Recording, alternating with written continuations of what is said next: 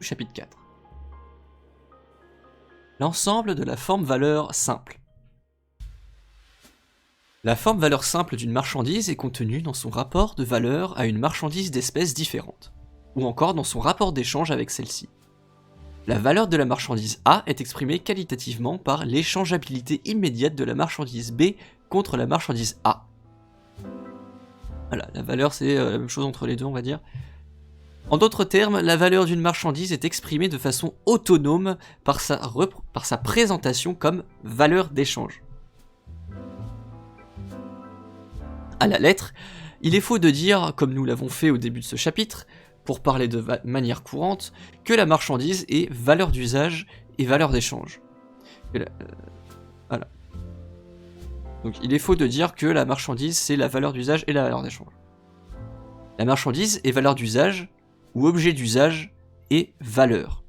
Elle se présente comme cette entité double qu'elle est dès lors que sa valeur possède une forme phénoménale propre, distincte de sa forme naturelle, qui est la forme de valeur d'échange. Et elle ne possède jamais cette forme si on la considère isolément, mais uniquement dans son rapport de valeur ou d'échange à une deuxième marchandise d'espèces différentes. Mais enfin, une fois qu'on est averti, cette façon de parler ne fait de mal à personne et sert à formuler les choses plus brièvement. Alors en gros ils disent que tout ce que je suis en train de dire là c'est juste pour faire comme si que c'était... pour parler plus vite. Pas forcément plus simple, mais ça dit la même chose que ce qui a été dit avant. Ensuite. Notre analyse a démontré que la forme-valeur, ou l'expression de valeur d'une marchandise, découle de la nature de la valeur marchande. Et qu'inversement, la valeur et la grandeur de valeur ne découlent pas de son mode d'expression en tant que valeur d'échange. Ok, donc il est en train de résumer ce qui était dit avant, donc forme-valeur, peut-être appelée aussi expression de valeur d'une marchandise, donc la forme-valeur découle de la nature de la valeur marchande. L'inverse, la valeur et sa grandeur, ok, ne découle pas de son mode d'expression en tant que valeur d'échange. Ok, je crois avoir à peu près en tête ce que ça veut dire. Ensuite. Or, c'est dans cette illusion que tombent aussi bien les mercantilistes et leurs ressasseuses actuelles, Ferrier-Ganil et consorts, il y a une note qui renvoie à des livres, mais on s'en fout, qu'aux antipodes de ceux-ci, les commis voyageuses modernes du libre-échangisme, Bastia et toute la troupe. Les mercantilistes mettent l'accent principal sur le côté qualitatif de l'expression de valeur, donc sur la forme équivalente de la marchandise qui possède dans la monnaie sa figure achevée. Alors que nos colporteuses du libre-échange, qui doivent à tout prix liquider leurs marchandises, le mettent sur le côté quantitatif de la forme-valeur relative. Il n'existe pour eux par conséquent ni valeur ni grandeur de valeur de la marchandise autrement que dans l'expression donnée par le rapport d'échange, et donc ailleurs que sur l'étiquette du prix courant au jour le jour. Avec l'écossais MacLeod, dont la fonction a été d'habiller d'un maximum d'érudition tape à l'œil les notions confuses qui traînent dans la Lombard Street, où on a la synthèse réussie entre la superstition des mercantilistes et les lumières des colporteuses du libre-échangisme. Alors Lombard Street, c'est mis en note de bas de page, c'est l'une des grandes rues de la finance et du négoce dans la City. City qui est le quartier de la bourse en gros en quelque sorte, il me semble, un peu comme l'équivalent du quartier de la Défense, mais à Londres. Je baisse un petit peu la musique, on dirait que c'est un petit peu trop fort. L'examen le plus attentif de l'expression de la valeur de la marchandise A, contenue dans le rapport de valeur à la marchandise B, a montré qu'au sein de cette expression, la forme naturelle de la marchandise A ne vaut que comme figure de valeur d'usage, et que la forme naturelle de la marchandise B ne vaut que comme forme-valeur ou figure de valeur. L'opposition interne entre valeur d'usage et valeur enveloppée dans la marchandise est donc exposée par une opposition externe, c'est-à-dire par un rapport entre deux marchandises, dans lequel la marchandise dont on veut exprimer la valeur ne vaut immédiatement que comme valeur d'usage, tandis que l'autre marchandise, celle dans laquelle la valeur est exprimée, ne vaut immédiatement que comme valeur d'échange. La forme valeur simple d'une marchandise est donc la forme phénoménale simple de l'opposition contenue en elle entre valeur et valeur d'usage. Dans tous les états de société, Le produit du travail est un objet d'usage, mais il n'y a qu'une seule époque de développement historique déterminée, celle qui présente le travail dépensé à la production d'une chose usuelle comme sa qualité objective, c'est-à-dire comme sa valeur, qui transforme le produit du travail en marchandise. Il s'ensuit que la forme valeur simple de la marchandise est en même temps la forme marchandise simple du produit du travail, et que donc le développement de la forme marchande coïncide avec celui de la forme valeur. Alors j'aime bien comment il y a le mot simple qui revient souvent, alors que c'est pas simple du tout, je comprends à peine ce que je suis en train de lire. Mais bon, à chaque fois que je cherche vraiment à creuser, à essayer de comprendre, bah le truc que je comprends, c'est que c'est juste une manière différente de formuler ce qui a été dit avant. Et que, comme a dit Marx lui-même, comme on vient de le lire plus tôt, une page plus haut, c'est juste pour le dire plus vite, de manière un peu plus mathématique, mais c'est la même chose, quoi. On voit d'emblée ce qui est insuffisant dans la forme valeur simple, dans cette forme germinale qui ne parvient à maturité qu'au terme de toute une série de métamorphoses dans la forme prix. Ah, ça n'a pas marché. Attendez, quand j'appuie sur mon clavier, vous entendez, on dirait? Ah ouais, faut que je tapote tout doucement. Le fait d'être exprimé dans une marchandise quelconque B ne distingue la valeur de la marchandise A de sa propre valeur d'usage, et ne la met donc que dans un rapport d'échange à une autre sorte de marchandise singulière distincte d'elle, au lieu d'exposer sa proportionnalité quantitative et sa parité qualitative avec toutes les autres marchandises. À la forme valeur relative simple d'une marchandise correspond la forme équivalente singulière d'une autre marchandise.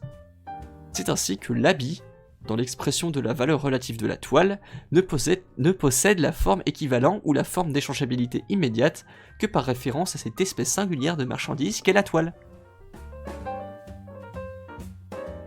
Toutefois, la forme valeur singulière passe d'elle-même en une forme plus complète.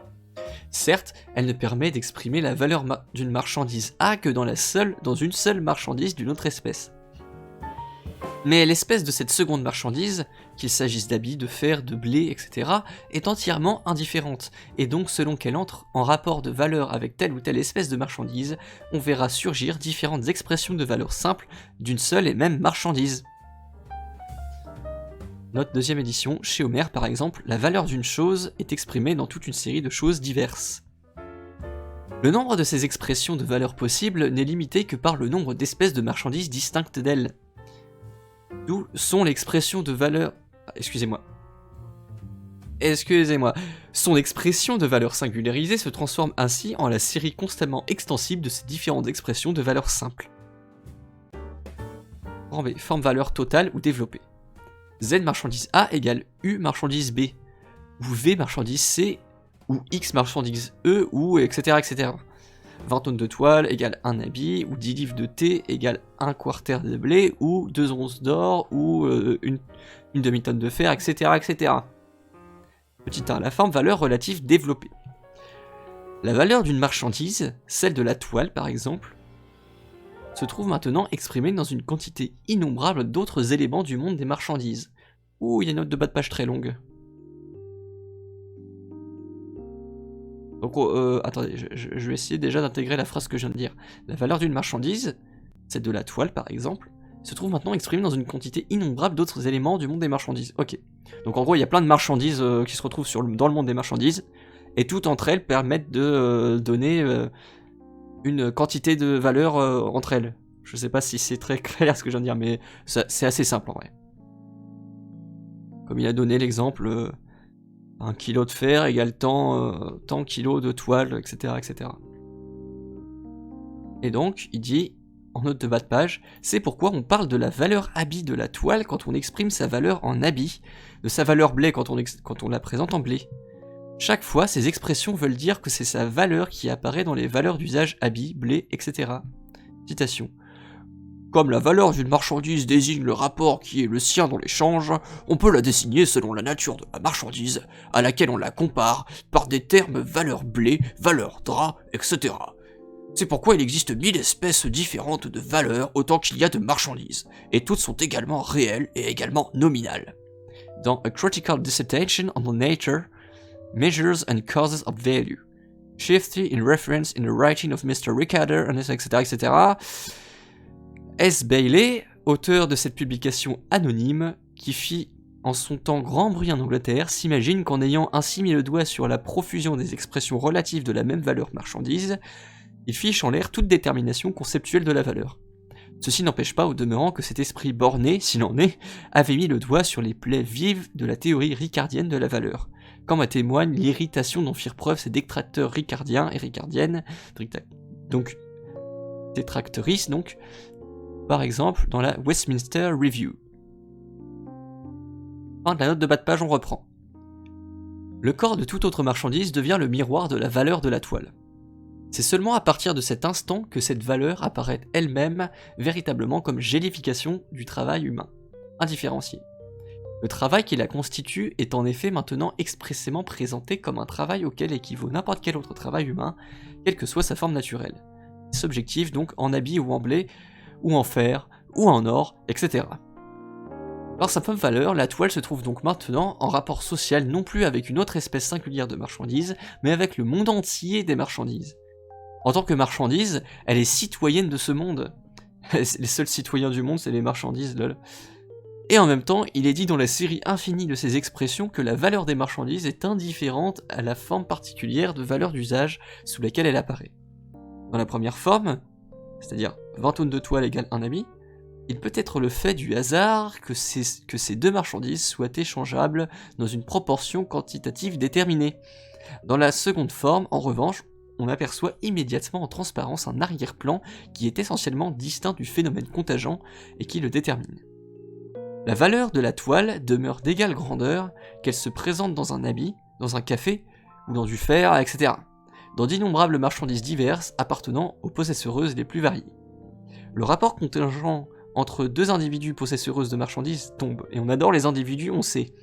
Et il devient manifeste que ce n'est pas l'échange qui règle la grandeur de valeur de la marchandise, mais au contraire celle-ci qui règle ses rapports d'échange. Petit 2. Pardon, je buvais. Petit 2, la forme équivalent particulière. Dans l'expression de valeur de la toile, n'importe quelle marchandise, habit, thé, blé, fer, etc., vaut comme équivalent et donc comme corps de valeur. La forme naturelle déterminée de chacune de ces valeurs est désormais une forme équivalente particulière parmi d'autres. De la même façon, les multiples types de travail utiles, concrets et déterminés contenus dans les divers corps des marchandises valent désormais comme autant de formes particulières de réalisation ou de manifestation du travail humain tout court. Petit 3. Défaut de la forme valeur totale ou développée. Premièrement, l'expression de valeur relative de la marchandise est inachevée, parce que la série des éléments où elle s'expose n'est jamais close. La chaîne dans laquelle une équation de valeur s'articule à une autre équation de valeur demeure en permanence prolongeable à chaque apparition nouvelle d'une espèce de marchandise qui fournit le matériau d'une nouvelle expression de valeur. Une phrase beaucoup trop longue. Je vais essayer de la relire tout doucement. La chaîne dans laquelle une équation de valeur s'articule à une autre équation de valeur demeure en permanence prolongeable à chaque apparition nouvelle d'une espèce de marchandise qui fournit le matériau d'une nouvelle expression de valeur. Ok. En gros, il dit un truc tout bête, hein. Quand il y a une nouvelle marchandise qui arrive dans le monde des marchandises, bah, ça permet de créer une nouvelle équation de marchandise, c'est-à-dire x nouvelle marchandise égale x y de toile. En deuxième lieu, cette forme constitue une mosaïque bigarrée d'expressions de valeurs hétéroclites et peu homogènes. Bigarrée. J'espère que ça n'a rien à voir avec bigard, enfin j'imagine. Et pourquoi vous me cherchez des traductions de l'anglais vers le français? Du français vers l'anglais, je m'en fiche. Bigarré, définition. C'est incroyable ça. Qui a des couleurs variées. Ah ok. Enfin, ce qui ne peut manquer d'arriver, si la valeur relative de chaque marchandise est exprimée dans cette forme développée, la valeur relative de chaque marchandise sera une série infinie d'expressions de valeur, différentes de la forme valeur relative de chaque autre marchandise. Les défauts de la forme valeur relative développée se reflètent dans la forme équivalent qui lui correspond. Comme la forme naturelle de chaque espèce singulière de marchandise est ici une forme équivalent particulière à côté d'innombrables autres formes équivalent particulières, il ne peut exister que des formes équivalents limitées, dont chacune exclut l'autre. De la même façon, le type de travail utile concret déterminé contenu dans chaque équivalent marchandise particulier n'est qu'une forme phénoménale particulière, donc non exhaustive, du travail humain. Celui-ci a bien sa forme phénoménale complète ou totale dans la sphère globale de ses formes phénoménales particulières, mais il n'a pas en l'espèce de forme phénoménale unitaire. La forme valeur relative développée n'est faite pourtant que d'une somme d'expressions de valeurs relatives simples ou d'équations de la première forme. 20 tonnes de toile égale 1 habit, 20 tonnes de toile égale 10 livres de thé, etc. Mais toutes ces équations contiennent chacune aussi par récurrence l'équation indique 1 habit égale 20 tonnes de toile, 10 livres de thé égale 20 tonnes de toile, etc. Et effectivement, quand un homme échange sa toile contre de nombreuses autres marchandises et exprime ainsi sa valeur, un homme ou une femme ou une personne non binaire, peu importe évidemment, il faut nécessairement que les nombreuses autres possesseuses de marchandises échangent leurs marchandises contre la toile et expriment donc les valeurs de leurs différentes marchandises dans la même tierce marchandise, dans la toile. Si donc nous renversons la série 20 tonnes de toile, un habit ou 10 livres de thé, etc., c'est-à-dire si nous exprimons la relation récurrente déjà contenue objectivement dans cette série, nous obtenons, grand C, la forme valeur générale. Un habit, 10 livres de thé, 40 livres de café, un quarter de blé, 2 onces d'or, une demi-tonne de fer, X marchandises A, etc. marchandises, etc., etc., égale tous et toutes, chacun et chacune, 20 tonnes de toile. Schéma pour les gens qui peuvent voir. Le schéma est en live sur Twitch et en rediff sur YouTube. Petit 1. Caractère modifié de la forme valeur. Les marchandises exposent maintenant leur valeur de façon 1. Simple, puisqu'elles le font dans une seule et unique marchandise, et 2. Unitaire, puisque c'est dans la même marchandise. Leur forme valeur est à la fois simple et collective. Elle est par conséquent générale. Les formes grand 1 et grand 2 ne parvenaient à exprimer la valeur d'une marchandise que comme une chose distincte de sa valeur d'usage propre ou de sa nature corporelle. La première forme donnait des équations de valeur du genre 1 habit égale 20 tonnes de toile, 10 livres de thé égale une demi-tonne de fer, etc. La valeur de l'habit est exprimée comme quelque chose d'assimilé au fer, etc. Mais ces assimilés à la toile et au fer, ces expressions de valeur de l'habit et du thé, sont tout aussi différents entre eux que la toile et le fer. Il est clair que cette forme ne se présente dans la pratique qu'au tout début, quand les produits du travail sont transformés en marchandises de façon seulement conjoncturelle et accidentelle. Et moi j'ai l'impression que je suis trop proche du micro. C'est peut-être pour ça que des fois ça sature, je suis pas sûr que c'est... Enfin bref, on verra. La seconde forme distingue de manière plus complète que la première la valeur d'une marchandise de sa valeur d'usage. Étant donné que la valeur de l'habit, par exemple, s'y présente désormais face à sa forme naturelle, sous toutes les formes possibles, comme assimilée à la toile, au fer, au thé, etc., bref à n'importe quoi, pourvu que ce ne soit pas à un habit. D'un autre côté, toute expression de valeur commune des marchandises se trouve ici directement exclue, puisque désormais, dans l'expression de valeur de chaque marchandise, toutes les autres marchandises n'apparaissent que sous la forme d'équivalent. La forme valeur développée ne se présente effectivement qu'à partir du moment où un produit du travail, le bétail par exemple, n'est plus échangé de manière exceptionnelle mais de façon déjà habituelle, comme d'autres marchandises diverses. La nouvelle forme... Excusez-moi, j'ai mal lu. La forme nouvellement atteinte exprime les valeurs du monde des marchandises dans une seule et même espèce de marchandise dissociée de ce monde. Par exemple, dans la toile, et expose ainsi les valeurs de toutes les marchandises par leur égalité avec la toile. En tant qu'elle est quelque chose d'assimilé à la toile, la valeur de toute marchandise n'est plus seulement distincte de la valeur d'usage propre à celle-ci, mais aussi de toute valeur d'usage. Et par ce fait même, précisément, elle est exprimée comme ce qu'il y a de commun à toutes les marchandises et à elles-mêmes. Cette forme est donc la première qui réfère effectivement les marchandises les unes aux autres en tant que valeurs, ou encore qui les fasse apparaître les unes aux autres comme des valeurs d'échange. Voilà, donc il réussit à voir comment la valeur d'échange se crée sous le capitalisme, en créant une sorte de référence commune, voilà. Il appelle la forme valeur. Les deux formes antérieures expriment la valeur d'une marchandise à la fois, soit dans une autre. Ah, excusez-moi. Excusez-moi, je me suis embrouillé à cause de la syntaxe, ça c'est pas la première fois que ça me fait le coup. Je vais peut-être baisser la musique. J'ai l'impression que c'est encore un petit peu fort. 5% c'est le minimum que je peux faire. Donc je relis la phrase. Les deux formes antérieures expriment la valeur d'une marchandise à la fois, soit dans une autre et unique marchandise d'une autre espèce, soit dans une série de plusieurs marchandises différentes d'elle. Les deux fois, c'est pour ainsi dire l'affaire privée de la marchandise singulière de se donner une forme valeur, et elle s'en charge sans que les autres marchandises s'en mêlent. Celle-ci joue face à elle le rôle purement passif d'équivalent. La forme valeur universelle, au contraire, ne n'est que comme l'œuvre commune du monde des marchandises. Note de bas de page.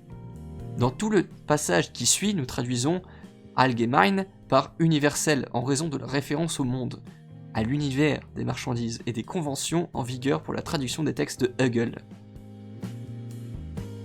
Une marchandise n'acquiert d'expression de valeur générale que parce que dans le même temps, toutes les autres marchandises expriment leur valeur dans le même équivalent, et toute espèce de marchandise entrant en scène pour la première fois est obligée de faire la même chose. D'où il apparaît, ah ouais je crois que c'était une faute de frappe, d'où il apparaît que l'objectivité de la valeur des marchandises ne peut également être exprimée, puisqu'elle est seulement l'être, la social de ces choses, que par leur relation sociale omnilatérale, et que donc leur forme valeur doit nécessairement avoir une forme socialement valable. Sous la forme d'assimilées toiles, les marchandises apparaissent toutes maintenant non seulement comme des choses qualitativement différentes, mais en même temps comme des grandeurs de valeur quantitativement comparables. Et comme elles mirent leur grandeur de valeur dans un seul et même matériau, la toile, excusez-moi parce que là je me perds dans la ligne. Et comme elles mirent leur grandeur de valeur dans un seul et même matériau, la toile, ces grandeurs de valeur se reflètent mutuellement. Par exemple, 10 livres de thé égale 20 tonnes de toile, et 40 livres de café égale 20 tonnes de toile, d'où 10 livres de thé égale 40 livres de café. La forme valeur relative universelle du monde des marchandises imprime à la marchandise équivalent, qui est exclue de celle-ci, à la toile, le caractère d'équivalent universel. Sa forme naturelle propre est la figure de la valeur commune à ce monde. La toile est donc immédiatement échangeable contre toutes les autres marchandises. Donc là, si vous devinez pas tout de suite, c'est qu'en gros il est en train d'expliquer la fonction de la monnaie en fait. Voilà, parce que si tout peut être comparable, toutes les marchandises peuvent se comparer entre elles de manière quantitative, qualitative pardon, je sais pas. En bref, il est en train d'expliquer comment la monnaie se crée. Voilà. Sa forme corporelle passe pour l'incarnation visible pour le concours social universel de tout travail humain. Le tissage, le travail privé qui produit la toile, se trouve donc en même temps sous une forme sociale universelle, sous la forme de l'identité avec tous les autres travaux. Donc là, pareil, je suis obligé d'expliquer, on a vu ça au tout début de la lecture du chapitre 1, il considère que le travail dans le capitalisme, c'est en gros une forme, c'est une abstraction, le travail est une abstraction qui met toutes les formes de réalisation humaine sous une seule forme abstraite. Je sais pas si c'est hyper clair, mais en gros plein de choses hyper différentes entre elles, comme tisser une toile, ou récolter du blé, ou écrire un livre, bah tout ça est retransposé dans une seule forme abstraite, sous une abstraction qui est le travail. Voilà. Donc là, il est en train de redire ça en quelques phrases pour faire un rappel et mettre ça en relation. Bonne soirée à toi, Calin Rainbow. À la prochaine.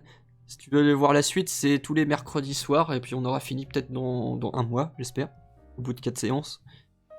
Ensuite, on a le dinanar, donc c'est le dîner anarchiste, donc du coup le vendredi soir. Les jeux vidéo le dimanche.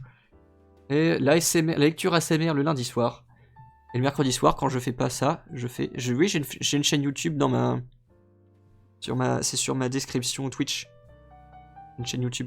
Dans laquelle je diffuse des YouTube poop et d'autres montages vidéo qu'on fait le mercredi soir quand je suis pas en train de lire le Capital. J'ai un Twitter qui s'appelle Anartube. Et aussi dans ma description. Et je m'en sers très peu des réseaux sociaux, ça me stresse. Voilà. Avant, je faisais quelques petits mèmes, mais j'ai eu quelques petits. Bon, je vous épargne les détails, mais ma naïveté m'a perdu, pour dire ça de manière plus mignonne. Bref. Les innombrables équations dont est faite la forme-valeur universelle posent successivement le travail réalisé dans la toile comme égal à tout travail contenu dans une autre marchandise, et font par là même du tissage la forme phénoménale universelle du travail humain tout court. Ainsi, le travail objectivé dans la valeur de la marchandise n'est pas seulement présenté négativement comme travail où l'on fait abstraction de toutes les formes concrètes et de toutes les propriétés utiles des travaux réels. Sa nature positive propre est aussi mise expressément en relief. Il est la réduction de tous les travaux réels à ce caractère de travail humain qu'ils ont en commun, à la dépense de force de travail humaine.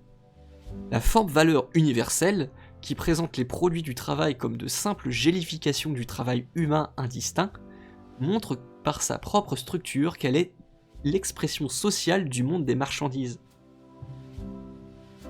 Elle manifeste ainsi qu'au sein de ce monde des marchandises, c'est le caractère universellement humain du travail qui constitue son caractère spécifiquement social. Petit 2. Rapport de développement entre forme-valeur relative et forme équivalent. Au degré de développement de la forme-valeur relative correspond le degré de développement de la forme équivalent.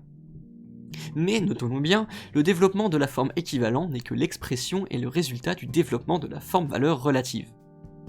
La forme-valeur relative simple, ou singularisée, d'une marchandise fait d'une autre marchandise un équivalent singulier. La forme développée de la valeur relative, cette expression de la valeur d'une marchandise dans toutes les autres marchandises, imprime à celle-ci la forme d'équivalent particulier d'espèces diverses.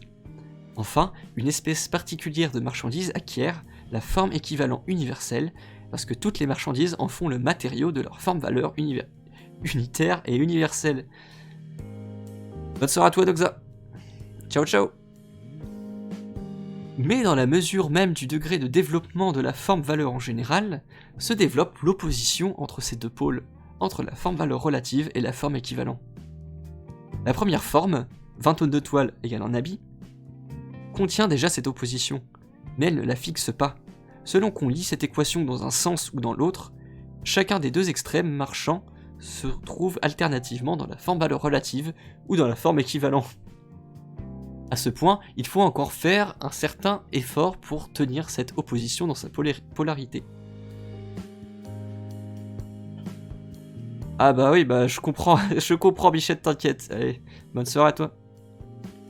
Dans la forme grand 2, en plus, c'est vachement moins glamour de un livre audio du Capital comparé à ce qu'on te propose. Donc je comprends tout à fait. Dans la forme 2, il n'y a jamais qu'une seule espèce de marchandise à la fois qui puisse développer totalement sa valeur relative. Ou alors celle-ci ne possède elle-même de forme-valeur relative développée que parce que, et pour autant que toutes les marchandises qui lui font face se trouvent sous la forme équivalent. On ne peut plus ici transposer les deux côtés de l'équation de valeur, comme par exemple 20 tomes de toile égale un habit, ou égale 10 livres de thé, ou un compteur de blé, etc. Sans modifier son caractère global, et sans la transformer de forme-valeur totale en forme-valeur universelle.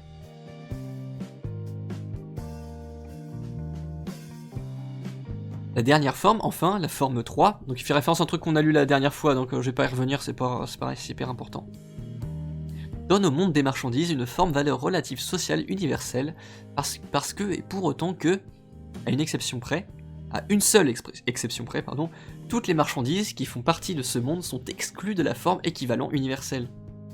Une marchandise, la toile, se trouve donc sous la forme d'échangeabilité immédiate contre toutes les autres marchandises, ou sous une forme immédiatement sociale, parce que et pour autant que toutes les autres marchandises ne se trouvent pas sous cette forme. Et là on a une note de bas de page qui fait presque la moitié de la page, du coup ça se demandait pourquoi il l'a pas mis à la suite tout simplement.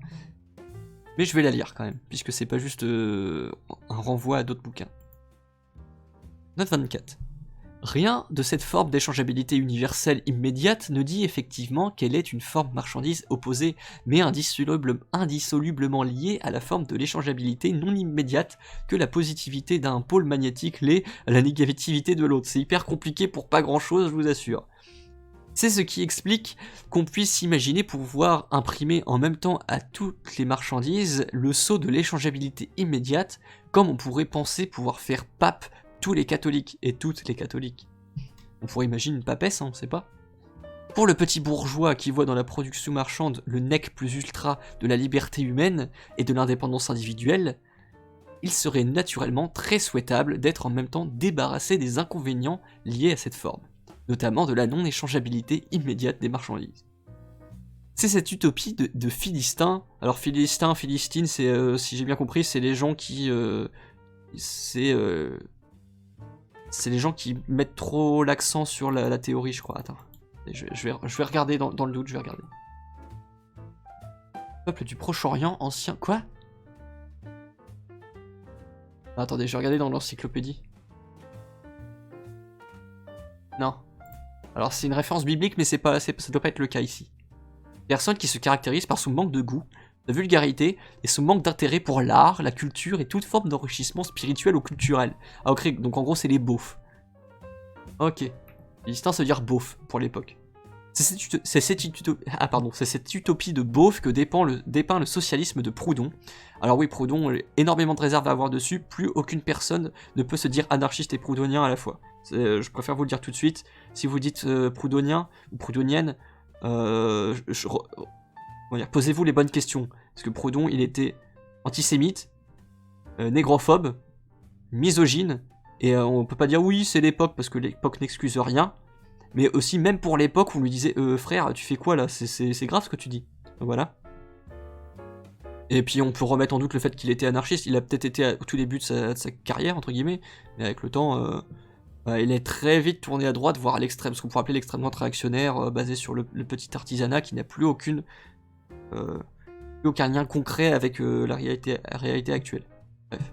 Donc il clash Proudhon, a raison, donc du coup, sans même avoir le mérite de l'originalité, puisque comme je l'ai montré par ailleurs, dans Misère de la philosophie, des gens comme Gray, Bray et d'autres avaient déjà développé les mêmes idées bien avant lui et bien mieux.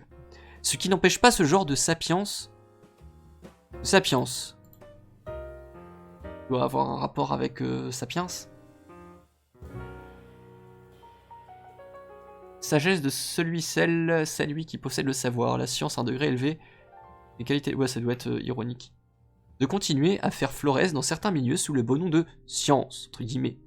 Aucune école n'a encore autant usé et abusé du mot de science que l'école proudhonienne. Comme dit Méphisto, là où les idées manquent, il y a toujours un mot qui vient à point nommé. Dans une œuvre de Goethe, Faust. Encore une référence littéraire. A l'inverse, la marchandise... Donc là, du coup, on a fini la note de bas de page, qui a pris peut-être 4-5 minutes, et on va pouvoir revenir sur la lecture normale. A l'inverse, la marchandise qui figure comme équivalent universel est exclue de la forme valeur relative unitaire, et donc universelle du monde des marchandises. Si la toile, c'est-à-dire une quelconque marchandise, se trouvant sous la forme équivalent universelle, devait en même temps prendre part à la forme valeur relative universelle, il faudrait qu'elle se serve à elle-même d'équivalent. On aurait alors 20 tonnes de toile égale 20 tonnes de toile. Tautologie. Donc là, on a la définition de la tautologie, c'est définir une chose par cette même chose. Tautologie où n'est exprimé ni valeur ni grandeur de valeur. Pour exprimer la valeur relative de l'équivalent universel, il faut au contraire renverser la forme grand 3. Cet équivalent n'a pas de forme valeur relative commune aux autres marchandises, mais sa valeur s'exprime relativement dans la série infinie de tous les autres corps de marchandises. En sorte que maintenant, c'est la forme valeur relative développée, ou forme grand 2, qui apparaît comme la forme valeur relative spécifique de la marchandise équivalent. Ah oui, comme les marxistes qui disent qu'ils font de la science. Exactement, c'est... on pourrait retourner la critique que fait Marx aux proudhoniens et proudhoniennes au marxisme et aux marxistes. Marx lui-même qui était contre le fait de dogmatiser sa pensée autour de lui et qui se disait pour ma part, je ne me considère pas comme étant marxiste. Voilà, et puis il faisait référence aux sociodémocrates qui s'inspiraient de lui. Voilà, et la science matérialiste, je sais pas, non, c'est quoi dialectique historique ou matérialisme dialectique, ouais, je crois que c'est ça l'expression des Mao et des Trots et tout. Voilà. On prétend faire de la science alors que faut pas, enfin déjà, je pense pas que ce soit un projet, enfin là on s'éloigne un peu du sujet, mais je pense pas que ce soit très sain de vouloir baser une analyse, l'interprétation et des décisions politiques qui relèvent du politique et du social sur de la science, quoi. C'est pas la science qui décide ça. On peut faire dire tout et n'importe quoi à la science au final. les décisions politiques se basent pas sur la science. Mais bon, là on s'éloigne du sujet, et je vais créer sans doute des débats très compliqués. Matérialisme dialectique, ouais c'est ça. Ouais, j'ai connu plein de Mao, et des gens très... Ah, ça vaut le détour de connaître ces gens-là quand même, au moins on voit du pays en quelque sorte, si je puis me permettre l'expression. Et impressionnant, hein, avoir des gens qui reprennent presque mot pour mot la propagande de l'époque pour défendre des projets qui n'ont plus, qui déjà n'ont rien à voir avec le pays, le pays dans lequel ils se trouvent, et Yale se trouve même, et avec l'époque dans laquelle nous nous trouvons tous et toutes. Bref, pas polémiquer, parce qu'il y a peut-être des Mao dans le chat, et désolé, excusez-moi de... Si j'ai l'air désagréable, hein, ne plastiquez pas mon appart, même si je sais que vous le feriez jamais. 3. Passage de la forme valeur universelle à la forme argent. Petit 3, la passage de la forme valeur universelle à la forme argent, donc on l'a dit. La forme équivalent... La forme équivalent universelle est une forme de la valeur tout court. Elle peut donc échoir à n'importe quelle marchandise. D'un autre côté, une marchandise ne se trouve sous la forme équivalent universelle, forme 3, que parce que, et dans la mesure où elle est exclue comme équivalent par toutes les autres marchandises. Et c'est seulement à partir du moment où cette exclusion se restreint définitivement à une espèce de marchandise spécifique que la forme valeur relative unitaire du monde des marchandises acquiert une solidité objective et une validité sociale universelle. Et c'est seulement à partir du moment où cette exclusion se restreint définitivement à une espèce de marchandise spécifique que la forme valeur relative unitaire du monde des marchandises acquiert une solidité objective et une validité sociale universelle, je l'ai déjà dit.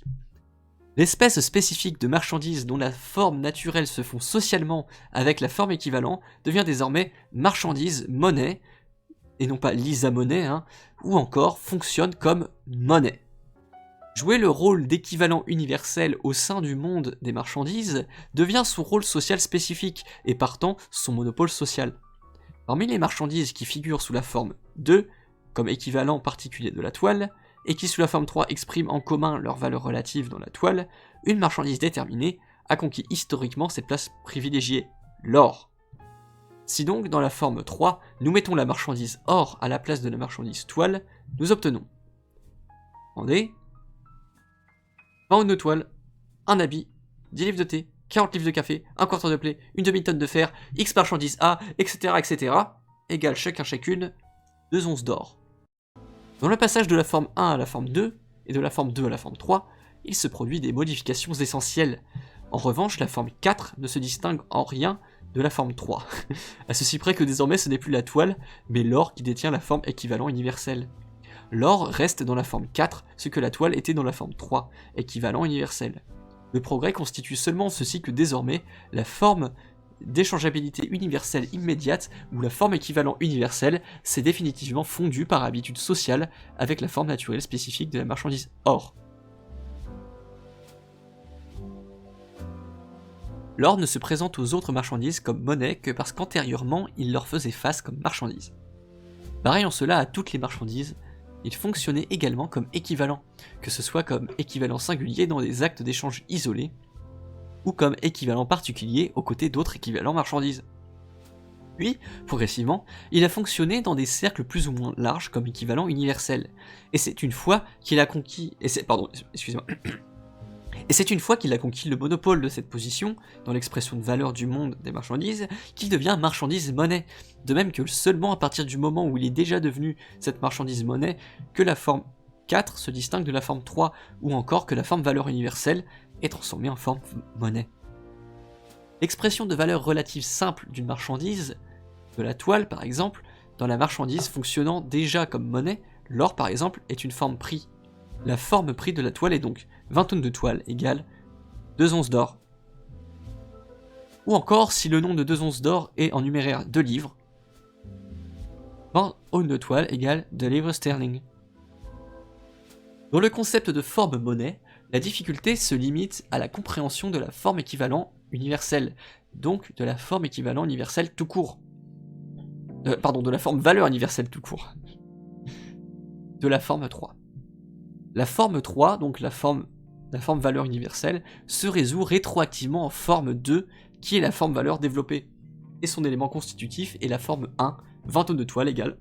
Pardon, 20 tonnes de toile égale un habit, où X marchandise A égale Y marchandise B. Marchandise B. La forme marchandise simple est donc le germe de la forme monnaie. En gros, il est en train d'expliquer une sorte de mise en abîme. Il fait une formule simple. Avec 20 de toile, on a un habit, c'est pareil. Il l'a complexifié au fur et à mesure. Et après, il a décomplexifié. Il repart dans l'autre sens, mais avec ce qu'on a appris à nouveau. Dans la marchandise. Donc il fait rien d'autre que répéter ce qu'il a dit, mais à la lumière de ce qu'on a maintenant découvert sur la monnaie. À première vue, une marchandise semble une chose tout ordinaire, qui se comprend d'elle-même. On constate en l'analysant que c'est une chose extrêmement embrouillée, pleine de subtilités métaphysiques et de lubies théologiques. Tant qu'elle est valeur d'usage, elle ne comporte rien de mystérieux, soit que je la considère du point de vue des propriétés, par où elle satisfait des besoins humains, ou du point de vue du travail humain qui la produit et lui confère ainsi ses propriétés. Il tombe sous le sens que l'être humain modifie par son activité les formes de matière naturelle d'une façon qui lui est utile. La forme du bois, par exemple, est modifiée quand on en fait une table. La table n'en reste pas moins du bois, chose sensible, ordinaire. Mais dès qu'elle entre en scène comme marchandise, elle se transforme en une chose sensible suprasensible. C'est-à-dire au-delà du sensible. Elle ne tient plus seulement debout en ayant les pieds sur terre, mais elle se met sur la tête face à toutes les autres marchandises et sort de sa petite tête de bois toute une série de chimères qui nous surprennent plus encore que si, sans rien demander à personne, elle se mettait sous teinte à danser. Note de bas de page. On se souvient que la Chine et les tables se mirent à danser quand tout le reste du monde semblait rester immobile, pour encourager les autres. Et là, il y a une note de bas de page. Non, enfin, il y a une note de bas de page qui précise la note de bas de page d'origine. Marx évoque la concomitance de la vague spiritiste, donc les gens qui se touchaient le bout des pouces la nuit pour parler aux morts et aux mortes, qui se répandit en Europe après les révolutions de 1848 et le début du mouvement Taiping en Chine. Voilà, apparemment c'était la mode à l'époque, donc ils pouvaient pas s'empêcher de faire une ref là-dessus. Mais aujourd'hui, évidemment, on n'a pas la ref. Le caractère mystique de la marchandise ne naît donc pas de sa valeur d'usage. Il ne provient pas davantage du contenu des déterminations de valeur. Car, premièrement, quelle que soit la variété des travaux utiles ou des activités productives, c'est une vérité physiologique qu'il s'agit là de fonctions de l'organisme humain et que chacune de ces fonctions, quel que soit son contenu et sa forme, est essentiellement une dépense de cerveau, de nerfs, de muscles, d'organes sensoriels, etc. de l'être humain.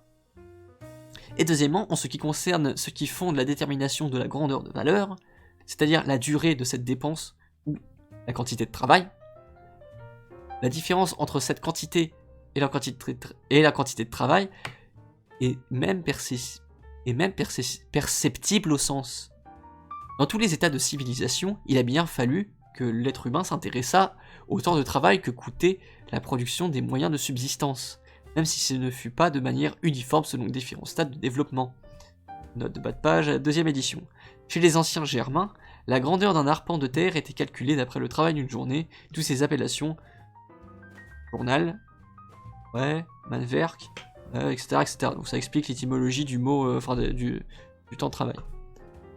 Enfin, dès lors que les êtres humains travaillent les uns les unes pour les autres d'une façon ou d'une autre, leur travail acquiert lui aussi une forme sociale. D'où provient donc le caractère énigmatique du produit du travail dès qu'il prend la forme marchandise. Manifestement de cette forme même. L'identité des travaux humains prend la forme matérielle de l'objectivité de valeur identique des produits du travail. La mesure de la dépense de force de travail humaine par sa durée prend la forme de grandeur de valeur des produits du travail. Enfin, les rapports de producteurisme dans lesquels sont pratiquées ces déterminations sociales de leurs travaux prennent la forme d'un rapport social entre les produits du travail. Ce qu'il y a de mystérieux dans la forme marchandise consiste donc simplement en ceci qu'elle renvoie aux êtres humains l'image des caractères sociaux de leur propre travail comme des caractères objectifs des produits du travail eux-mêmes, comme des qualités sociales que ces choses posséderaient par nature.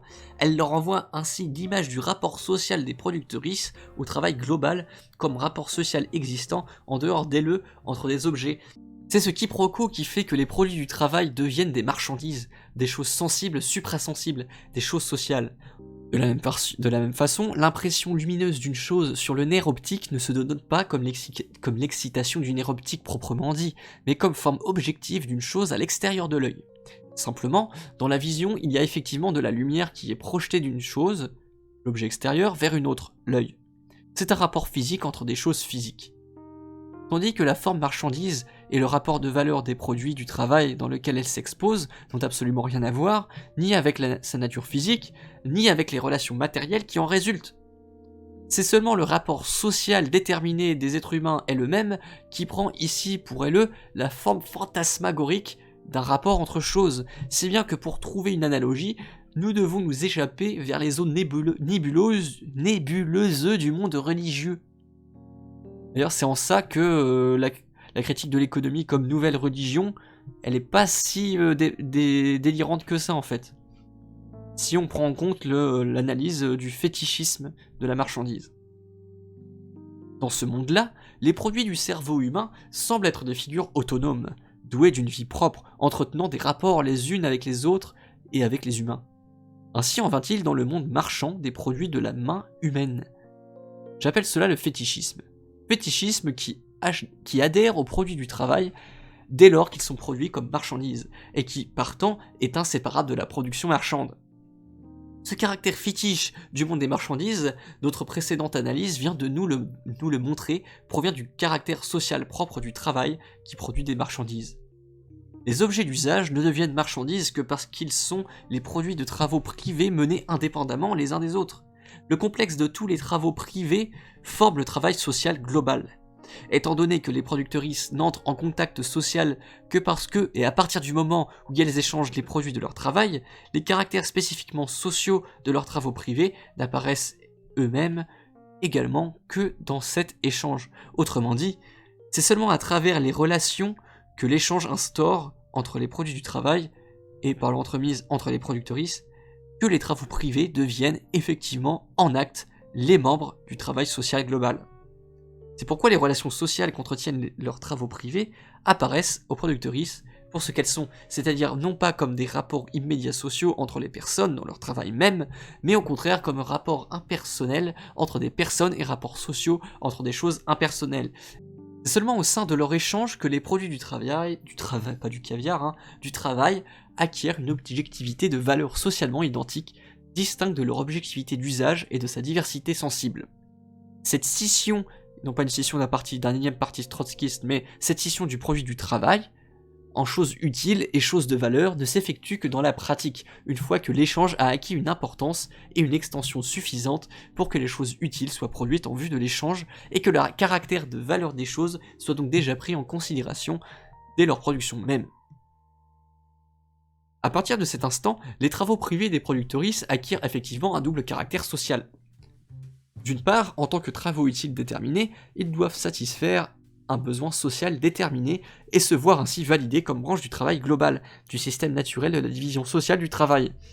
D'un autre côté, ils ne satisfont les multiples besoins de leurs propres producteurs que dans la mesure où chaque travail privé, avec son utilité particulière, est échangeable contre toute autre sorte de travail privé utile et lui est ainsi équivalent. Égalité, donc la note de bas de page dit que le mot Gleichheit désigne à la fois l'identité quantitative, ici égalité, et l'identité qualitative, traduite par identité ou parité. Todo quello, en tout lieu, d'accord. L'égalité, en tout lieu, entre les travaux différents ne peut consister qu'en une abstraction de leur non-égalité réelle, dans leur réduction au caractère commun qu'ils ont en tant que dépenses de force de travail humaine, comme travail humain abstrait. Le cerveau des productrices privées ne reflète ce double caractère social de leurs travaux privés que sous les formes qui apparaissent pratiquement dans le trafic, dans l'échange des produits. Il reflète donc le caractère socialement utile de leurs travaux sous la forme de la nécessité, pour le produit travail, d'être utile et utile pour d'autres. Il reflète le caractère social d'égalité de ces travaux divers sous la forme du caractère de valeur qui est commun à ces choses matériellement différentes que sont les produits du travail. Ce n'est donc pas parce que les produits de leur travail ne vaudraient pour elles que comme les enveloppes matérielles d'un travail humain indifférencié, que les êtres humains établissent des relations mutuelles de valeur entre ces choses. C'est l'inverse. C'est en posant dans l'échange leurs différents produits comme égaux à titre de valeur qu'ils posent leurs travaux différents comme égaux entre eux à titre de travail humain. Ils ne le savent pas, mais ils le font pratiquement. Ça aussi, ça explique que il n'y a pas des gentils et des méchants dans le capitalisme et que tout le monde participe. Ils ne le savent pas, mais ils le font pratiquement. Note de bas de page, 2e édition. Quand donc Galliani dit, je sais pas qui est Galliani, on s'en fout, la valeur est un rapport entre personnes. Alors Licesa et una ragione tra due persone, je sais pas si j'ai bien dit, excusez-moi. Il aurait dû ajouter un rapport caché sous l'enveloppe d'une chose. La valeur ne porte donc pas écrit sur le front de ce qu'elle est. La valeur transforme au contraire tout produit du travail en hiéroglyphe social. Par la suite, les êtres humains cherchent à déchiffrer le sens de l'hiéroglyphe. Je savais pas que ça se mettait avec... bref. J'aurais dit du hiéroglyphe, mais de l'hiéroglyphe. À percer le secret de leur propre produit social, car la détermination des objets d'usage comme valeur est leur propre production sociale, au même titre que le langage. Certes, la découverte tardive par la science que les produits du travail, dans la mesure où ils sont valeurs, ne font qu'exprimer sous forme de choses un travail humain dépensé à les produire, est une découverte qui a fait date dans l'histoire du développement de l'humanité, mais elle n'a dissipé en rien l'apparence d'objets qu'ont les caractères sociaux du travail. Le fait que le caractère spécifiquement social de travaux privés indépendants les uns des autres consiste en leur égalité en tant que travail humain, et prennent la forme du caractère de valeur des produits du travail, ne vaut que relativement pour cette forme de production particulière qu'est la production marchande. Mais aussi bien après qu'avant cette découverte, il apparaît à des gens qui sont prisonniers et prisonnières des rapports de la production marchande comme quelque chose d'indépassable, exactement comme la décomposition scientifique de l'air en ses éléments n'a pas empêché la forme air de subsister comme forme d'un corps physique. Voilà, il suffit pas de savoir qu'on est dominé dans un rapport social qui nous dépasse pour que cette domination s'arrête. Ce qui intéresse d'abord pratiquement les gens qui échangent leurs produits, c'est de savoir combien de produits d'autrui ils obtiendront en échange de leurs propres produits, donc dans quelle proportion s'échangeront les produits. Mais beaucoup de fois le mot produit quand même. Une fois que ces proportions sont parvenues à une certaine stabilité mûrie par l'habitude, elles semblent venir de la nature des produits. Par exemple, une tonne de fer et 2 onces d'or seront de même valeur, au même titre qu'une livre d'or et une livre de fer pèsent le même poids en dépit de leurs propriétés physiques et chimiques différentes. En fait, le caractère valeur des produits du travail ne s'établit fermement qu'une fois que ceux-ci sont pratiqués comme grandeur de valeur. Or, ces grandeurs changent constamment, indépendamment de la volonté, des prévisions et des actes des gens qui échangent. Leur mouvement social propre a pour les échangistes, et échangistes c'est pas au sens libertin du terme, c'est je vous vois venir là, les petits coquinous, petites coquinouses là, c'est libre-échangiste au sens de libre-échange économique évidemment. Or, donc je relis la phrase, or ces grandeurs changent constamment, indépendamment de la volonté, des prévisions, des actes des gens qui échangent. Leur mouvement social propre a pour les échangistes la forme d'un mouvement de choses qu'ils ne contrôlent pas, mais dont ils subissent au contraire le contrôle. Il faut attendre un développement complet de la production marchande avant que l'expérience même fasse germer l'intelligence scientifique de la chose. On comprend alors que ces travaux privés, menés indépendamment les uns des autres, mais mutuellement interdépendants par tous les côtés en tant que branche naturelle de la division sociale du travail, sont réduits en permanence à leur mesure sociale proportionnelle, parce que dans la contingence et les oscillations constantes des rapports dans lesquels s'échangent leurs produits, le temps de travail socialement nécessaire à leur production s'impose par la force comme loi naturelle régulatrice, au même titre que la loi de temps en temps s'impose quand quelqu'une prend sa maison sur le coin de la figure. Note de bas de page. Que penser d'une... Ah, c'est une citation. De Friedrich Engels dans Umresse machin machin. Que penser d'une loi qui ne peut entrer en vigueur qu'à travers des révolutions périodiques? C'est précisément une loi naturelle qui repose sur l'inconscience des parties prenantes. De Engels. Je suis à peu près sûr qu'il parlait comme ça. La détermination de la grandeur de valeur par le temps de travail est donc un secret caché sous la phénoménalité, oui, des mouvements des valeurs relatives des marchandises. En découvrant ce secret, on lève l'apparence d'une détermination purement aléatoire des grandeurs de valeur des produits du travail, mais on ne supprime nullement leur forme de choses. La réflexion sur les formes de l'existence humaine, et donc aussi l'analyse scientifique de ces formes, empruntent de toute façon une voie opposée à celle du développement réel. Elle commence post festum, et du coup, par des résultats achevés du processus du développement. Les formes qui impriment au produit du travail le cachet de la marchandise, et que la circulation marchande présuppose donc, possèdent déjà la stabilité des formes naturelles de la vie sociale, avant même que les hommes cherchent à en rendre compte, non pas quant à leur caractère historique, puisque ces formes passent au contraire déjà pour immuables à leurs yeux, mais quant à leur contenu. Aussi, c'est seulement l'analyse des prix des marchandises qui a conduit à la détermination de la grandeur de valeur. C'est seulement l'expression monétaire commune des marchandises qui a conduit à fixer leur caractère de valeur. Mais c'est précisément cette forme achevée du monde des marchandises, la forme monnaie, qui occulte sous une espèce matérielle, au lieu de les révéler, le caractère social des travaux privés et donc les rapports sociaux des travailleuses privées. Quand je dis qu'un habit, des bottes, etc. se réfère à la toile comme incarnation générale du travail humain abstrait, le caractère délirant de cette expression saute aux yeux. Là, c'est un petit peu d'humilité, il est conscient que toutes ces abstractions sont pure abstraction, là, vraiment. Mais quand les productrices de l'habit, des bottes, etc., réfèrent ces marchandises à la toile, ou à de l'or et de l'argent, ce qui ne change rien à l'affaire, comme équivalent universel, la relation de leurs travaux privés au travail social global leur apparaît exactement sous cette forme délirante.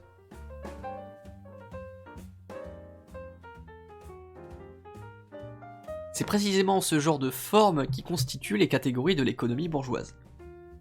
Ce sont des formes de pensée qui ont une validité sociale, et donc une objectivité pour les rapports de production de ce mode de production sociale historiquement déterminé qu'est la production marchande.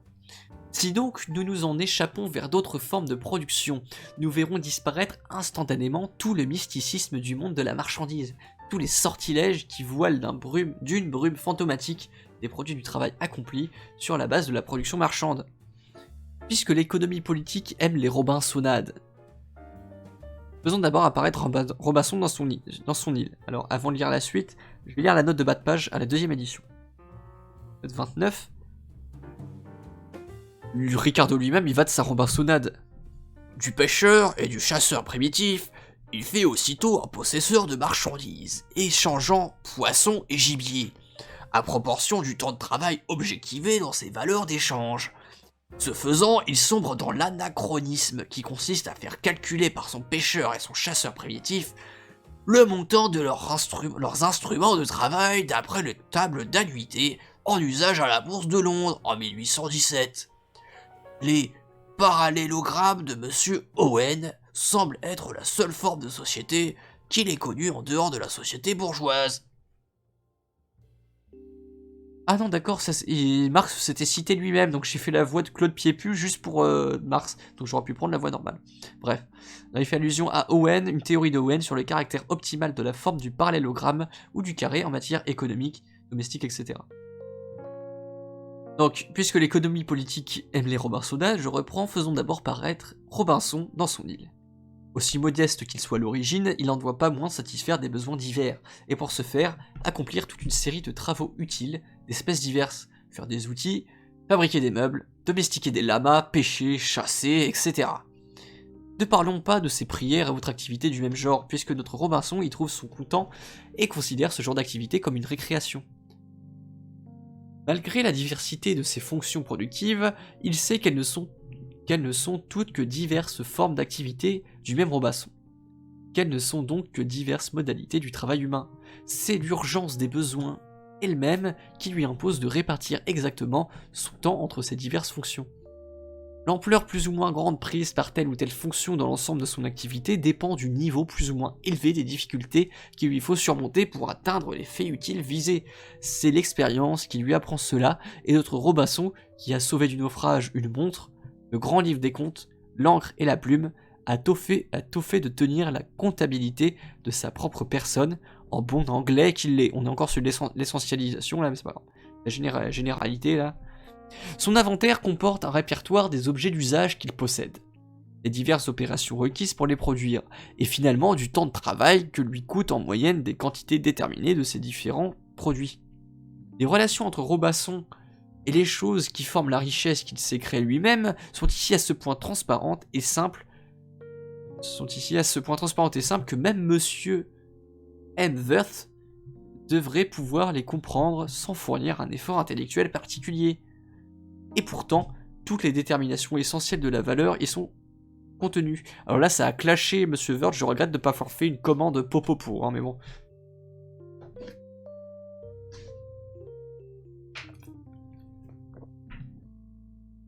Quittons maintenant la lumineuse clarté de l'île de Robinson, pour nous transporter dans les ténèbres obscures du Moyen-Âge européen. Trigger warning, Moyen-Âge, Europe. Au lieu de cet homme indépendant, nous y trouvons la dépendance généralisée.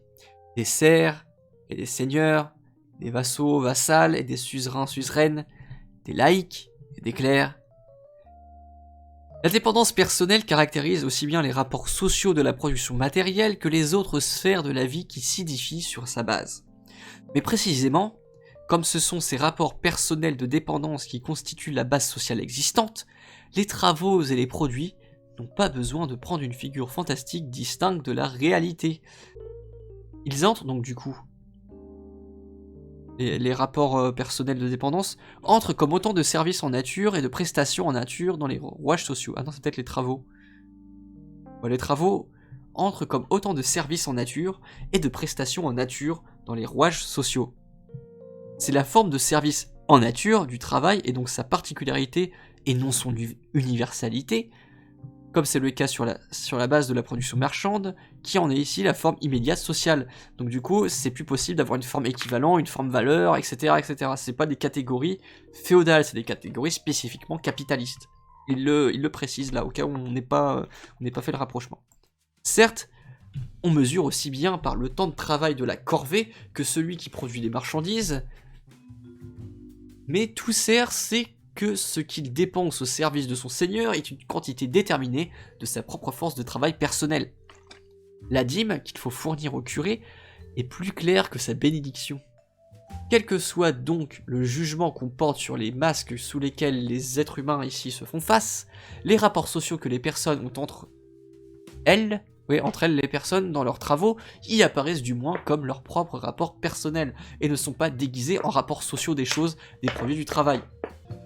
Donc si nous voulons observer ce travail-là, point n'est besoin de remonter à sa forme naturelle initiale, telle qu'on la rencontre à l'aube de l'histoire chez tous les peuples civilisés. Note de bas de page, deuxième édition. Un préjugé ridicule... Ah non, il se cite lui-même là, je crois, ouais, donc je vais pas faire la voix de Claude Pépu. Un préjugé ridicule répandu ces derniers temps veut que la propriété commune naturelle soit une forme spécifiquement slave, voire exclusivement russe. En réalité, il s'agit de la forme de propriété commune originelle dont nous pouvons démontrer l'existence chez les Romains, les Romaines, les Germains, Germaines et les Celtes, mais dont aujourd'hui encore on trouve tout un échantillonnage de spécimens variés aux Indes, quoique pour une part à l'état de ruine. Une étude plus précise des formes de propriété commune asiatiques, et notamment indiennes, montrerait comment des différentes formes de la propriété commune naturelle résultent différentes formes de sa dissolution. C'est ainsi par exemple que les différents types originaux de propriété privée romaine et germanique peuvent être dérivés des différentes formes de la propriété commune indienne. Nous en avons un exemple plus proche avec l'industrie agro-patriarcale d'une famille paysanne qui produit pour ses propres besoins grains, bétail, fil, toile, vêtements, etc. Ces diverses choses se présentent à la famille comme autant de produits divers de son travail familial, mais ne se font pas face mutuellement comme marchandises. Les divers travaux qui sont à l'origine de ces produits, culture, élevage, filage, tissage, confection, etc., sont sous leur forme de prestations en nature des fonctions sociales, puisqu'ils sont des fonctions de la famille, laquelle possède tout autant que la production marchande sa propre division du travail naturel. Les différences d'âge et de sexe, ainsi que les conditions naturelles changeantes avec les changements de saison, règlent la répartition de ces travaux au sein de la famille, ainsi que le temps de travail de ses différents membres pris individuellement. Mais la dépense des forces de travail individuelles mesurée par la durée, apparaît ici comme détermination sociale originaire des travaux eux-mêmes, étant donné que, dès l'origine, ces forces de travail individuelles n'agissent qu'en tant qu'organes de la force de travail commune de la famille. Représentons-nous enfin, pour changer, une association d'êtres humains libres, travaillant avec des moyens de production collectifs et dépensant consciemment leur propre force de travail individuelle comme une seule force de travail sociale. Voilà, il précise en bas de page que Association, ça vient de Verein au sens institutionnel du terme. Okay. Toutes les déterminations du travail de Robinson se répètent ici, mais de manière sociale et non plus individuelle. Tous les produits de Robinson étaient son produit personnel exclusif, et donc immédiatement pour lui des objets d'usage. Le produit global de l'association est un produit social. Une partie de ce produit resserre comme moyen de production. Elle demeure sociale, mais une autre partie est consommée comme moyen de subsistance par les membres de l'association. Elle doit être partagée entre elles. Ce partage se fera selon une modalité qui change avec chaque modalité particulière de l'organisme de production sociale lui-même, et avec le niveau de développement historique correspondant atteint par les productrices. Supposons simplement pour établir le parallèle avec la production marchande, que la part de moyens de subsistance qui revient à chaque productrice soit déterminée par son temps de travail. Le temps de travail jouerait alors un rôle double. D'un côté, sa répartition socialement planifiée règle la juste proportion des diverses fonctions de travail sur les différents besoins. Donc d'autre part, le temps de travail sert en même temps à mesurer la participation individuelle de la productrice au travail commun, et aussi par voie de conséquence à la part individuellement consommable du produit commun. Les relations sociales existant entre les hommes, les femmes et les personnes non binaires et leurs travaux, entre les êtres humains et leurs produits de leurs travaux, demeurent ici d'une simplicité transparente tant dans la production que dans la distribution. Pour une société de productrices de marchandises dont le rapport de production sociale générale consiste à se rapporter à leurs produits comme à des marchandises, et donc à des valeurs, et à référer leurs travaux privés les uns aux autres sous cette forme impersonnelle de choses comme autant de travail humain semblable, le christianisme, avec son culte de l'homme abstrait, notamment dans son développement bourgeois, dans le protestantisme, le déisme, etc., est la forme de religion la plus appropriée. Dans les modes de production de l'Asie ancienne, de l'Antiquité, etc., la transformation du produit en marchandise, et donc l'existence des êtres humains comme productrices de marchandises, joue un rôle subalterne, qui gagne cependant en importance à mesure que les communautés entrent dans leur stade de déclin. Il n'existe de peuple commerçant à proprement parler que dans les intermondes de l'univers antique, comme des dieux d'Épicure, ou comme les juifs et juives dans les ports de la société polonaise. Ces anciens organismes sociaux de production sont extraordinairement plus simples et plus transparents que l'organisme bourgeois, mais ils reposent soit sur l'immaturité de l'être humain individuel, qui ne s'est pas encore détaché du cordon ombilical des liens génériques naturels qu'il a avec les autres, soit du rapport immédiat de domination et de servitude. Ils ont pour condition un bas niveau de développement des forces productives du travail, auquel correspond l'inhibition des rapports humains dans le procès matériel de reproduction de leur existence, donc dans leur rapport entre eux, LE, et à l'égard de la nature. Cette inhibition réelle se reflète idéalement dans les vieilles religions de la nature et les religions populaires. Le reflet religieux du monde réel ne peut disparaître de manière générale qu'une fois que les rapports de la vie pratique des travaux et des jours représentent pour les êtres humains, de manière quotidienne et transparente, des relations rationnelles entre eux et avec la nature. La configuration du procès social d'existence, c'est-à-dire du procès de production matérielle, ne se débarrasse de son nébuleux voile mystique une fois qu'elle est là comme produit d'êtres humains qui se sont librement mis en société sous leur propre contrôle conscient et selon leur plan délibéré. Mais cela requiert pour la société une autre base matérielle, c'est-à-dire toute une série de conditions matérielles d'existence qui sont elles-mêmes à leur tour le produit naturel d'un long et douloureux développement historique. L'économie politique a certes analysé, bien qu'imparfaitement, la valeur et la grandeur de la valeur et découvert le contenu caché sous ces formes. Note 31. L'insuffisance de l'analyse ricardienne de la grandeur de la valeur, qui est pourtant la meilleure, serait mise en évidence aux livres 3 et 4 de cet ouvrage, qu'on ne lira pas. À part si on atteint genre 100 000 follow. Pour ce qui est de la valeur en général, l'économie politique classique ne distingue cependant nulle part explicitement et avec une claire conscience entre le travail tel qu'il s'expose dans la valeur et le même travail tel qu'il s'expose dans la valeur d'usage de son produit. Naturellement, dans la pratique, elle fait la différence, puisqu'elle considère le travail tantôt qualitativement, tantôt quantitativement, tantôt qualitativement. C'est compliqué à dire, hein. Le travail tantôt et c'est un tongue twister, ça. Le travail tantôt quantitativement, tantôt qualitativement. mais ne lui vient pas à l'idée qu'une différence purement quantitative entre les travaux suppose leur unité ou leur identité qualitative, donc leur réduction à du travail humain abstrait. Donc, c'est ça l'innovation de Marx. Ainsi, Ricardo se déclare-t-il d'accord avec Destutt de Tracy, je sais pas, quand celui-ci dit « Puisqu'il est certain que nos facultés physiques et morales sont notre seule richesse originaire, que l'emploi de ces facultés, le travail quelconque, est notre seul trésor primitif, et que c'est toujours de cet emploi que naissent toutes les choses que nous appelons des biens, il est certain de même que tous ces biens ne font que représenter le travail qui leur a donné naissance, et que s'ils ont une valeur, ou même deux distinctes, ils ne peuvent tenir ces valeurs que de celles du travail dont ils émanent. » Nous voulons seulement faire remarquer que Ricardo attribue subrepticement à Destutt sa propre signification du terme, qui est plus profonde. Le fait, Destutt dit bien d'un côté que toutes les choses qui constituent la richesse représentent le travail qui les a créées, mais il distingue d'autre part qu'elles tirent leurs deux valeurs distinctes, valeur d'usage et valeur d'échange, de la valeur du travail. Il tombe ainsi dans la platitude de l'économie vulgaire, qui présuppose d'abord la valeur d'une marchandise, ici le travail, pour déterminer ensuite par ce moyen la valeur des autres marchandises. Dans la lecture qu'en fait Ricardo, le travail, et non la valeur du travail, s'expose dans la valeur d'usage, aussi bien que dans la valeur d'échange. Lui-même cependant distingue si peu le double caractère du travail qui s'expose dans cette double façon que, tout au long du chapitre, Value enriches their distinctive properties, je sais pas comment dire, il est obligé de se débattre péniblement contre les trivialités d'un JBC, il est donc tout étonné, au bout du compte, que Destutt puisse concorder avec Say sur le concept de valeur tout en étant d'accord avec lui-même sur le travail comme source de la valeur. Voilà, donc là je me suis gouré, là c'est plusieurs notes de bas de page. Donc, alors on n'a pas battu encore le record de bas de page. Donc on va relire cette fois sans la note de bas de page. Sans la note de bas de page. L'économie politique a certes analysé, bien qu'imparfaitement, la valeur et la grandeur de la valeur, et découvert les contenus cachés sous sa forme.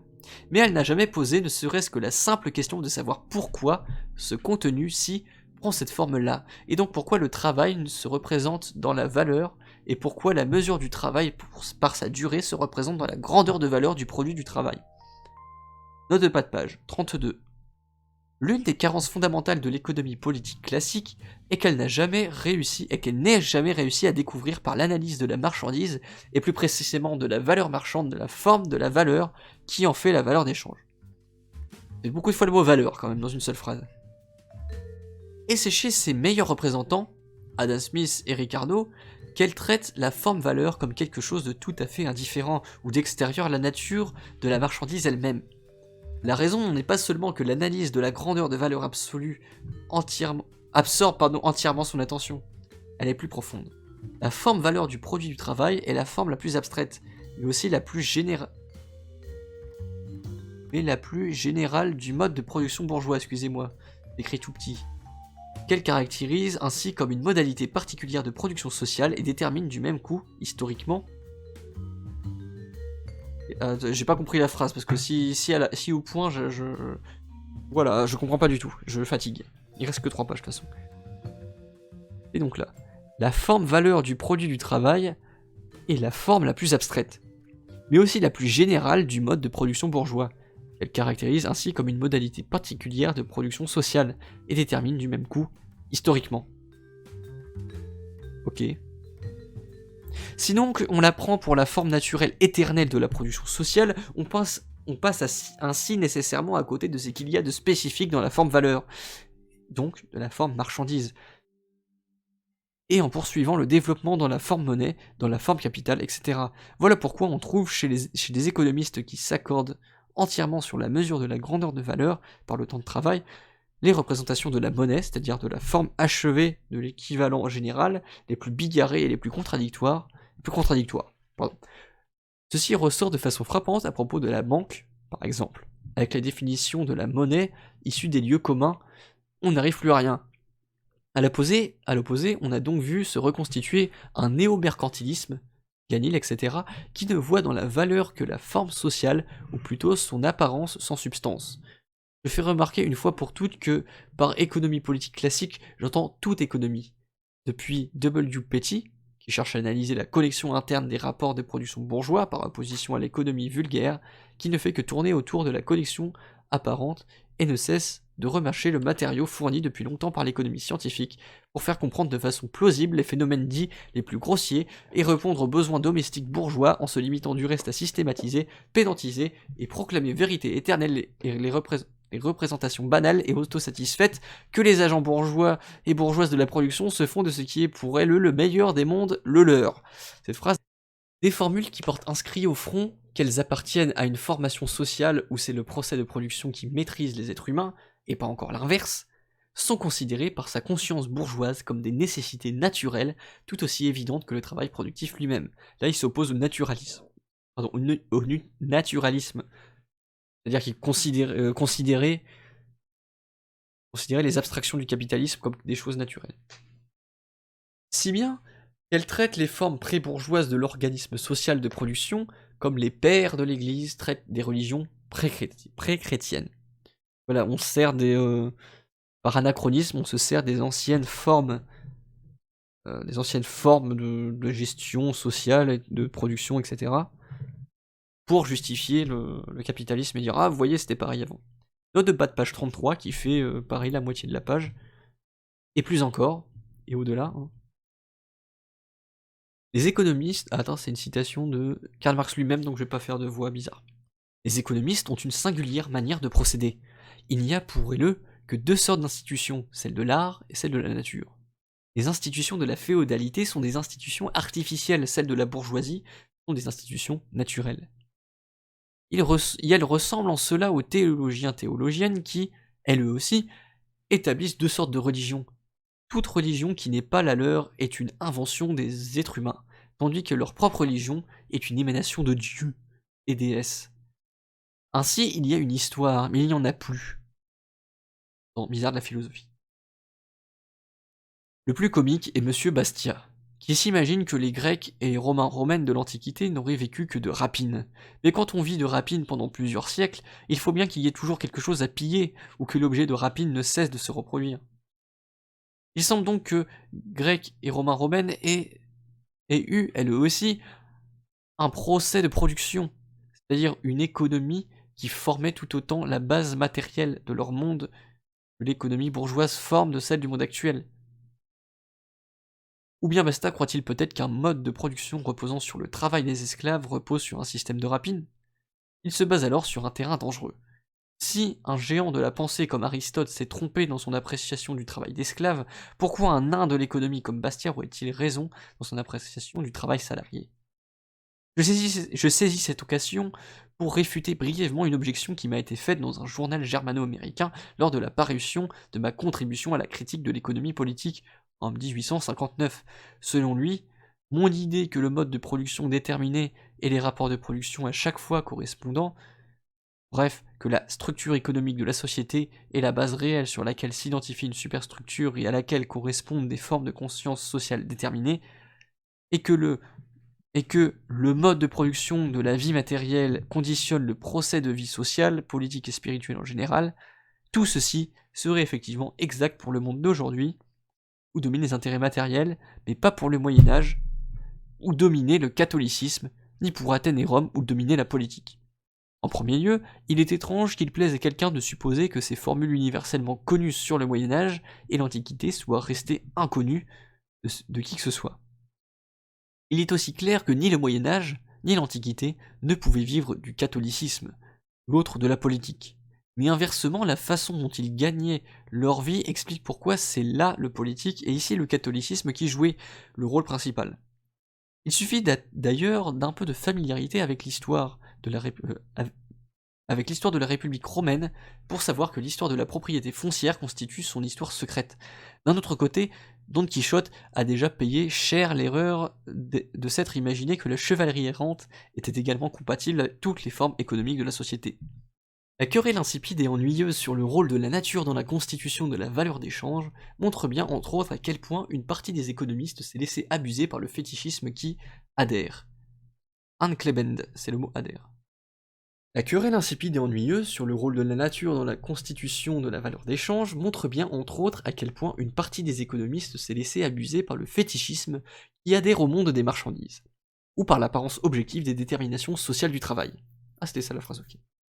Puisque la valeur d'échange est une façon sociale déterminée d'exprimer le travail employé à fabriquer une chose, elle ne peut guère contenir plus de matière naturelle que par exemple cours d'échange.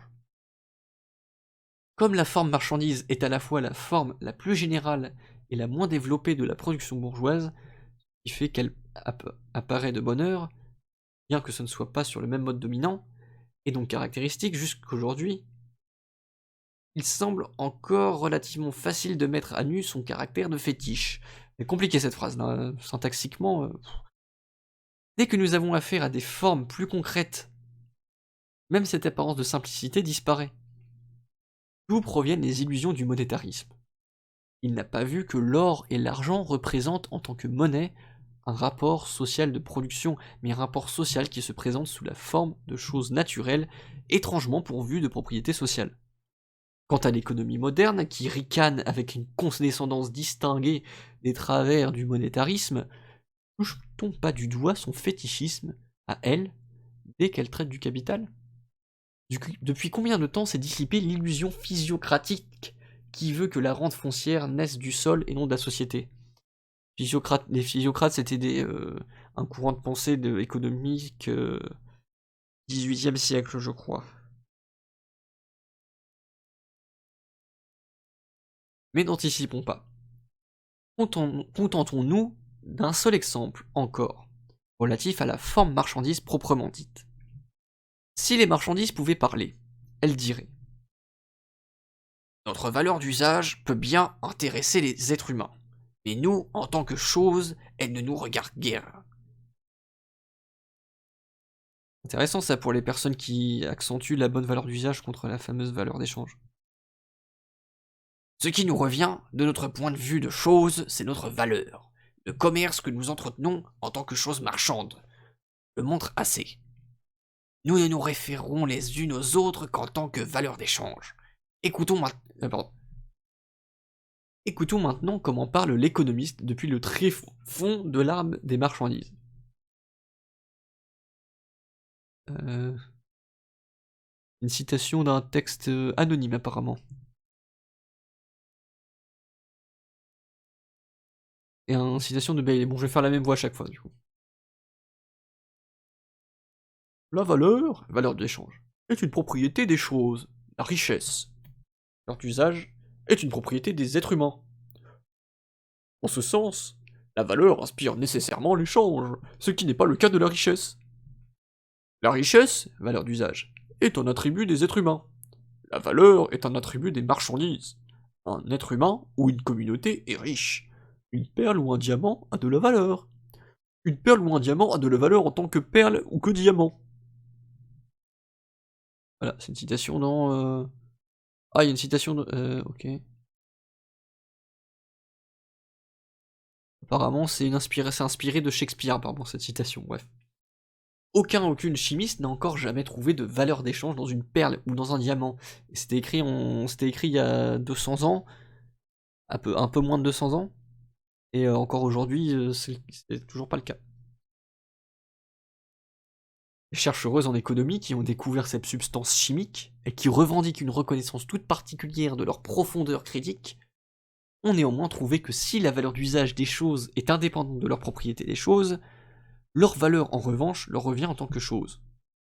Ce qui les confirme dans ce point de vue, c'est cette étrangeté qui fait que la valeur d'usage des choses pour l'homme se réalise sans échange, donc dans un rapport immédiat entre être humain et chose, tandis qu'à l'inverse, leur valeur ne se réalise que dans l'échange, c'est-à-dire dans un procès social.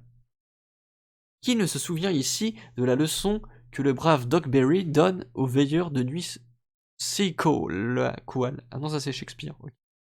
Je comprends rien. Moi j'ai pas lu Shakespeare, hein, je sais pas. Être un homme de belle apparence est un don des circonstances. Être une personne de belle apparence est un don des circonstances. Mais savoir lire et écrire, c'est quelque chose qui vient par nature. Note 36. L'auteur des observations... Alors moi je suis pas du tout d'accord avec cette citation, mais c'est pas grave. L'auteur des observations et S. Bailey accuse Ricardo d'avoir fait de la valeur d'échange, qui est purement relative, quelque chose d'absolu. C'est l'inverse. Il a réduit la relativité apparente que ces choses, diamants et perles par exemple, possèdent comme valeur d'échange au vrai rapport caché derrière cette apparence, à leur relativité de simple expression de travail humain.